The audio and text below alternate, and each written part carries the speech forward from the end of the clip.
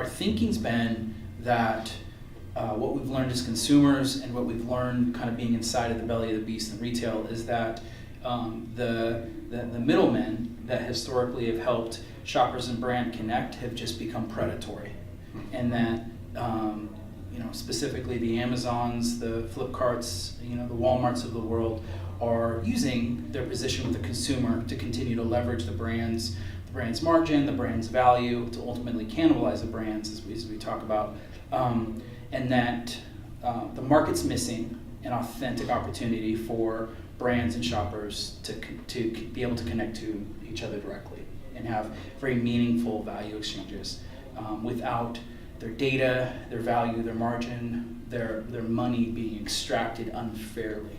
The networks that orchestrate that value have all become predatory and show no signs of slowing down by any means.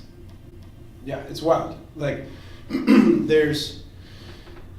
when marketplaces start, they're always really, really beneficial. They increase more products, consumers, more transparency, better price competition, more availability. They're great, but there's a tipping point at which marketplaces grow to a size that they can start behaving monopolistically, and there are no natural forces to stop them. And that's where it starts to feel like abuse. It's hard to call it abuse because these companies are for-profit companies. They're just maximizing profits. So of course they're going to do that. And we've seen this over and over again in history, the centralizing and the decentralizing of commerce. And you can roll it all the way back to Sears and Roebuck's catalog.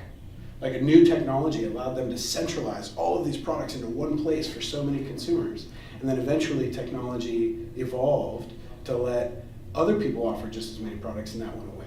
And now we've seen other incumbents, again, leverage centralization that helped a lot of people at the start, but it feels like we're coming to the end of that life cycle, where it's no longer fair or just how much those marketplaces, those incumbents, are taking out of the middle. I think one of the most perverse, most tricky things about that data centralization is, especially on the shopper side, how little people know what's happening. It's not a transparent process.